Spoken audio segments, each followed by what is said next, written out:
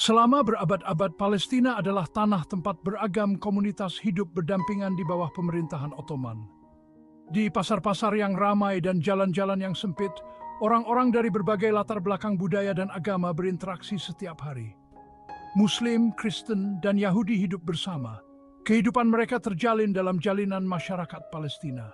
Mereka berbagi ruang publik, merayakan hari-hari besar agama masing-masing, dan saling membantu dalam kehidupan sehari-hari. Tanah itu mayoritas penduduknya adalah Arab, dengan populasi Yahudi yang lebih kecil terkonsentrasi di Yerusalem dan kota-kota lain. Kehidupan di kota-kota ini mencerminkan keragaman budaya dan agama yang kaya. Hidup bukannya tanpa tantangan, tetapi rasa kebersamaan dan kepemilikan yang sama tetap ada. Masyarakat sering berkumpul untuk merayakan acara-acara penting dan menjaga tradisi bersama. Benih-benih konflik mulai disemai pada akhir abad ke-19 dengan munculnya Zionisme. Gerakan ini membawa perubahan besar dalam dinamika sosial dan politik di Palestina. Gerakan politik ini berusaha mendirikan negara Yahudi di Palestina, memandangnya sebagai tanah air bersejarah orang Yahudi.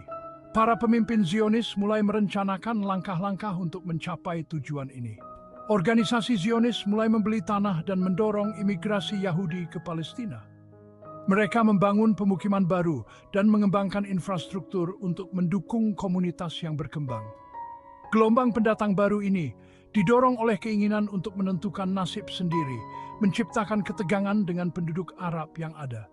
Ketegangan ini seringkali memuncak dalam bentrokan dan perselisihan. Ottoman yang mewaspadai perkembangan ini berusaha untuk membatasi imigrasi dan pembelian tanah Yahudi. Mereka memberlakukan berbagai peraturan untuk mengontrol situasi yang semakin kompleks. Namun, panggung telah disiapkan untuk benturan aspirasi yang dipicu oleh nasionalisme dan klaim yang bersaing atas tanah yang sama. Konflik ini akan membentuk sejarah Palestina di abad-abad berikutnya, meninggalkan jejak yang mendalam pada masyarakatnya. Pada tahun 1912, di tengah pergolakan Perang Dunia Pertama, dunia sedang mengalami perubahan besar dan kekacauan yang belum pernah terjadi sebelumnya. Pemerintah Inggris mengeluarkan Deklarasi Balfour, sebuah dokumen yang akan mengubah sejarah Timur Tengah selamanya. Dokumen ini, yang hanya berisi 67 kata, akan memiliki konsekuensi yang besar dan luas bagi Palestina, mempengaruhi kehidupan jutaan orang. Deklarasi tersebut menyatakan dukungan Inggris untuk pembentukan rumah nasional bagi orang Yahudi di Palestina, sebuah langkah yang akan mengubah demografi dan politik wilayah tersebut. Itu juga secara samar menjanjikan untuk melindungi hak-hak sipil dan agama dari komunitas non-Yahudi yang ada, meskipun tidak memberikan rincian yang jelas tentang bagaimana hal ini akan dicapai. Deklarasi itu disambut oleh Zionis sebagai kemenangan besar, membuka jalan bagi realisasi aspirasi mereka untuk memiliki tanah air sendiri setelah berabad-abad diaspora. Namun, bagi orang Palestina, itu merupakan pengkhianatan yang mendalam dan menyakitkan. Inggris, yang telah menjanjikan mereka kemerdekaan sebagai imbalan atas dukungan mereka selama perang, sekarang mendukung pembentukan negara Yahudi di tanah mereka, menimbulkan rasa kecewa dan marah.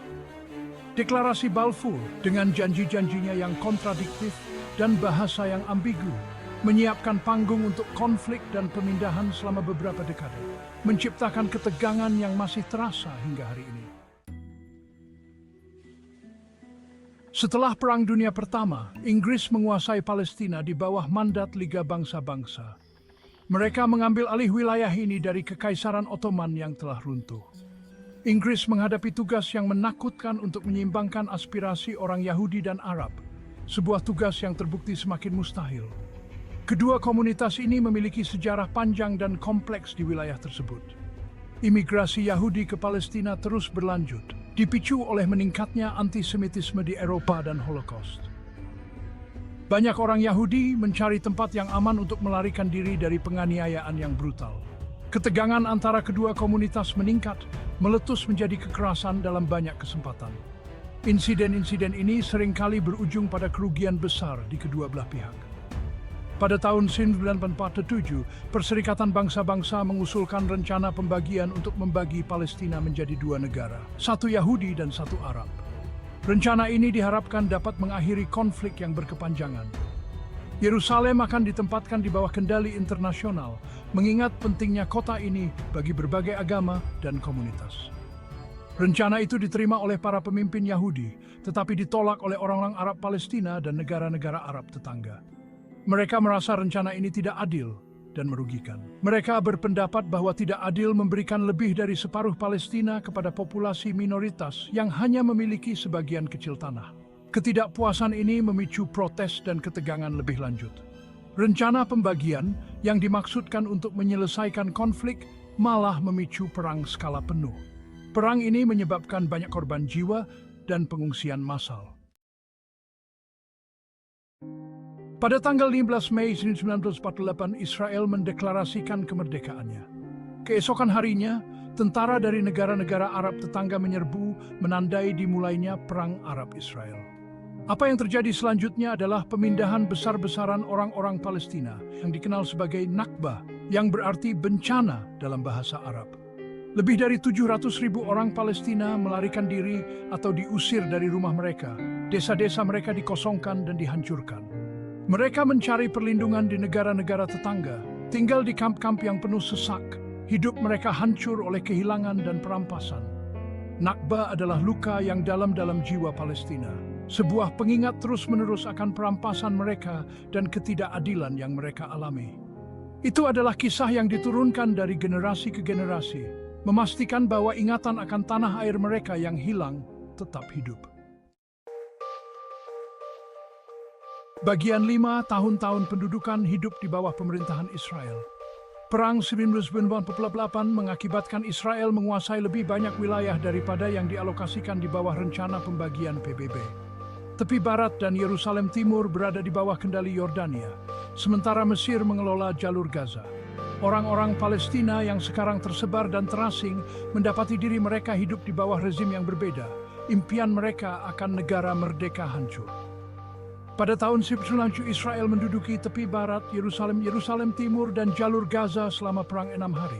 Pendudukan ini berlanjut hingga hari ini membentuk setiap aspek kehidupan Palestina.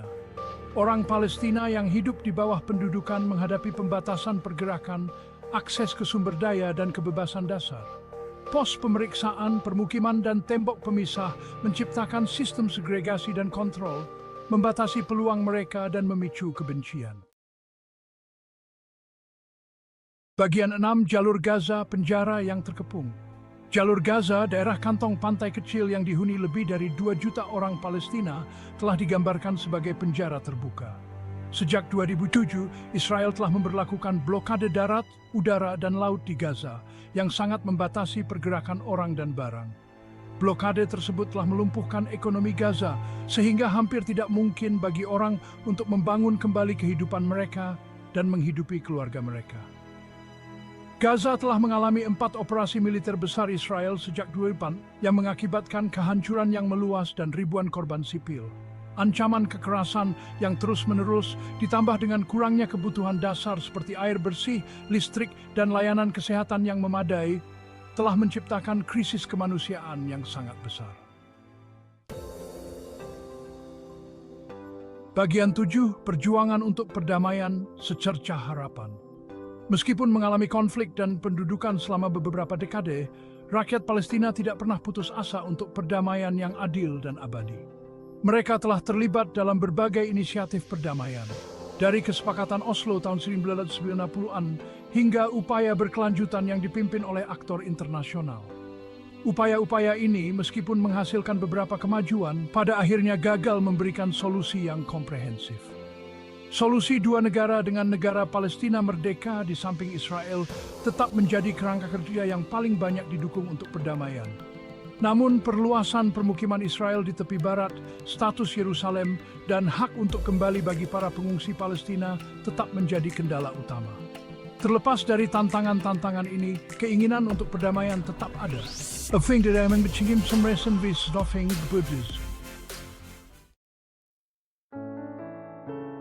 Bagian 8, seruan untuk keadilan, jalan ke depan. Rakyat Palestina telah mengalami penggusuran, pendudukan, dan kekerasan selama beberapa dekade. Kisah mereka adalah tentang ketahanan, perlawanan, dan kerinduan yang tak henti-hentinya akan kebebasan dan penentuan nasib sendiri. Masyarakat internasional memiliki kewajiban moral untuk berdiri dalam solidaritas dengan rakyat Palestina dan menuntut diakhirinya pendudukan. Perdamaian yang adil dan abadi hanya dapat dicapai melalui penyelesaian yang dinegosiasikan yang membahas isu-isu inti konflik. Ini termasuk mengakhiri pendudukan, membangun negara Palestina yang layak, menemukan solusi yang adil bagi para pengungsi Palestina, dan memastikan keamanan bagi semua.